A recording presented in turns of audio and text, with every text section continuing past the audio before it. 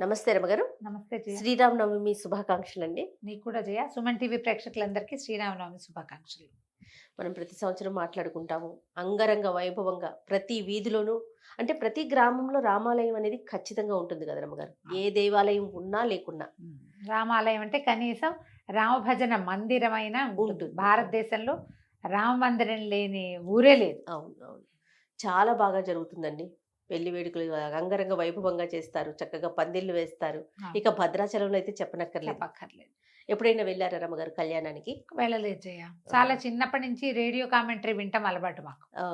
నాకు 5-6 ఏళ్ళు 4-5 ఏళ్ళు ఊహ వచ్చి బాగా మాట్లాడడం వచ్చిన దగ్గర నుంచి మా ఇంట్లో పెద్ద రేడియో బల్ల, పెద్ద రేడియో దానికి ఏమిటో ఇలా యాంటెన్నాలు అవి కూడా ఉండేవి చిన్నప్పుడు. టీవీ కూడా యాంటెన్నాలు లేవు, అసలు యాంటెన్నాలు ఉండేవి. గందరగోళంగా ఉండేది. ప్లగ్ పెట్టడం బాగా వినేవాళ్ళం. మొత్తం రామాయణం పూర్తి కామెంటరీ. మధ్య మధ్యలో మా కజిన్ బ్రదర్స్ వాళ్ళు కూడా వెళ్తుండేవాళ్ళు.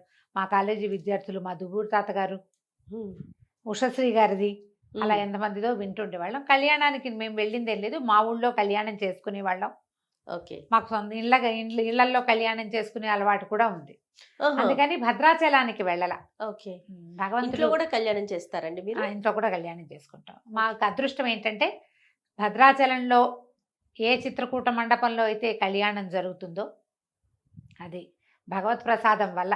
మా తాతగారే దాన్ని స్వయంగా నిర్మించారు. దాని నిర్మాణ పర్యవేక్షణ మా తాతగారే 1960sలో చిత్రకూట మండపం కట్టినప్పుడు తాతగారే అప్పుడు జీర్ణాలయ ఉద్ధరణ చేశారు కదా 60లో. అవును. నేను కూడా పుట్టలేదు. నేను పుట్టడానికి అప్పుడు ఇది ఆ చిత్రకూట మండపం తాతగారి దగ్గరుండి కట్టించారు. ఆ మండపంలోనే మనకి కళ్యాణం జరుగుతుంది కదా. అప్పుడు వెళ్ళేవాళ్ళు. బహుశా నా చిన్నతనంలో, నేను పుట్టకముందు వెళ్ళేవారు, తర్వాత కూడా వెళ్ళేవాళ్ళు అనుకుంటా. నాకు బాగా వచ్చేసరికి తాతగారు పెద్దవారు అయిపోయారు. 1-2 సార్లు వెళ్ళటం తెలుసు నాకు, అంతకంటే బాగా తెలియదు. ఎప్పుడు ఇలాగే. తర్వాత మా ఊళ్ళో ఉన్న రామణ భజన మందిరంలో కళ్యాణం చేసేవాళ్ళు. చుట్టుపక్కల దేవాలయాల్లో ఉన్నాయి. ఇప్పుడు హైదరాబాద్ వచ్చేసి వివాహం అయిపోయిన తర్వాత ఇక్కడ చాలా చోట్ల మేము కళ్యాణాలు చేసుకోవటము, ఇంట్లో చేయటము. మాకు వేద పాఠశాల ఉంది కదా మా మరిది గారికి, అక్కడ కళ్యాణం చేయటం. నిరుడు కళ్యాణానికి మేమే కూర్చున్నాం పీటల మీద. అవకాశం ఉందిగా. అవునవును. కానీ పీటల మీద కూర్చోవటం అదొక అనుభూతి కదా రమ్మగారు. అదో సంతోషం, అదో ప్రత్యేకమైన అనుభూతి కదా. రాముల వారు మనకు అల్లుడైపోతాడు, సీతామహాతల్లి మనకి కూతురు అయిపోతుంది. ఎంత అద్భుతంగా ఉంటుందో. మరి పండుగ యొక్క విశిష్టత ఒక్కసారి మాట్లాడుకుందామండి. మనకి 2 యుగాల ముందున్న రాముడు మన మీద ఎలాంటి బలమైన ముద్ర వేశాడంటే అన్నిటికీ రాముడే. మనకి మంచివాడని చెప్పుకోవాలన్నా రాముడే, ధైర్యశాలని చెప్పుకోవాలన్నా రాముడే, ధర్మాత్ముడని చెప్పాలన్నా రాముడే. మంచి అన్నయ్య, మంచి నాన్న, మంచి కొడుకు, మంచి భర్త, మంచి రాజు. ఇప్పటికీ మనకి రామరాజ్యమే కావాలి. అంతటి ప్రభావవంతమైన ముద్ర వేశాడు రాముడు. మన ముందు యుగాలకి చెందినవాడు. మన ముందు యుగంలో కృష్ణుడు ఉన్నాడు, అంతకుముందు యుగంలో ఉన్నవాడు శ్రీరాముడు. అంత అద్భుతమైన ముద్ర వేసిన రాముడికి పుట్టినరోజు జరుపుకుంటాం. భారతదేశం అంతా పుట్టినరోజు జరిపితే తెలుగునాట మాత్రం పెళ్లి రోజు కూడా జరుపుకుంటాం. అవును. అయితే ముందు కాలంలో లేదు కానీ కంచర్ల గోపన్ గారు, రామదాస్ గారు ప్రవేశపెట్టిందే కళ్యాణోత్సవం. సీతారాముల కళ్యాణం జరిగింది నవమి నాడు కాదు, కానీ ఆయన వివాహం కూడా అభిజిత్ లగ్నంలో జరిగిందనే చెప్పబడుతుందట. అంచేత ఏ అభిజిత్ లగ్నంలో ఆయన జన్మించాడో అదే లగ్నంలో వివాహం కూడా చేయటం కోసం ఇట్లా మధ్యాహ్నం పూట కొంచెం లేటుగా మొదలు పెడతారు కదా. ఊరూరా కళ్యాణ మండపాలు వెలుస్తాయి. మనకు తెలుగునాట అంతా ప్రత్యేకంగా కనపడుతుంది. రామ అనే 2 అక్షరాలు అత్యంత సులువుగా పలకగలిగేవి, మనని తరింపచేసేస్తాయి. పెద్దదైన నారాయణ మంత్రాన్ని లేదా ఉపదేశం అవసరమైనటువంటి పంచాక్షరినో కాకుండా ఎవరైనా కేవలంగా రామనామం చేసుకో అని నేను నీకు చెప్పచ్చు. నేను అధికారిని చెప్పడానికి అధికారం నాకు లేకపోవచ్చు, పుచ్చుకునే అధికారం నీకు లేకపోవచ్చు. కానీ అయినా కూడా రామ మంత్రాన్ని ఎవరైనా ఎవరికైనా తేలికగా ఉపదేశించవచ్చు. తారక మంత్రాన్ని గురుముఖత తీసుకునే అద్భుతమైన వ్యవహారం కూడా ఉన్నప్పటికీ కేవలంగా రోజు రామనామం చెప్పుకో అని మామూలుగా ఎవరైనా ఎవరితోటైనా చెప్పేసేయచ్చు. అది అంత అద్భుతమైన ఫలితాన్ని కూడా ఇస్తుంది. మామూలుగా మంత్రోపదేశం, మంత్రం అంటే అది చాలా ప్రభావవంతమైనది, బలమైనది, ప్రత్యేకమైనది. కొంత నియమం, నిష్ఠ కావలసినవి, విధానము, గురువుకో విధానం, వారి విధానాన్ని మనం పాటించాలి, నియమాలు ఉంటాయి. ఆ నియమం లేకుండా మనని తరింపజేయటానికే రామనామం ఉంది, రాముడున్నాడు. బా. అలాగే ఉంటాడు. ఇప్పుడు ఈ కథల్లో మనం చెప్పుకునే కథల్లో భగవంతుడే రాముడుగా అవతరించాడు. వాల్మీకి రామాయణంలో సుస్పష్టంగా చెప్పబడుతుంది. నేను వీళ్ళ యందు అవతరిస్తాను అని ఆయన చెప్పాడు స్వయంగా బాలకాండలో.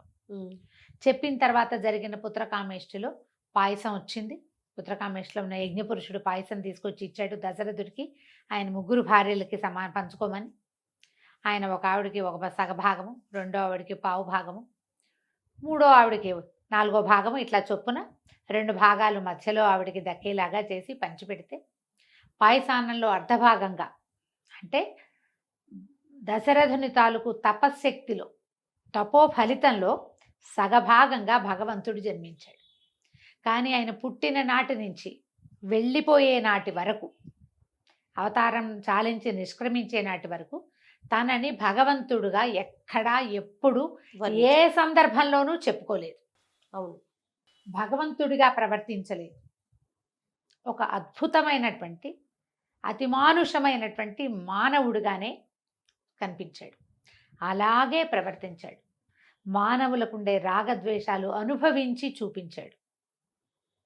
సీత తప్పిపోయినప్పుడు, ఆమెని ఎత్తుకెళ్ళిపోయినప్పుడు ఒక భార్య వియోగాన్ని స్పష్టంగా అనుభవించాడు ఆయన. భార్య కోసం ఎంత ప్రయత్నం చేయాలో అంతా చేశాడు. ఒక స్నేహితుడు తన్ని ఆశ్రయిస్తే అతని కోసం ఎంత మటుకు వెళ్ళాలో, స్నేహితుడి కోసం ఎంతకు తెగించాలో అంతవరకు వెళ్ళాడు.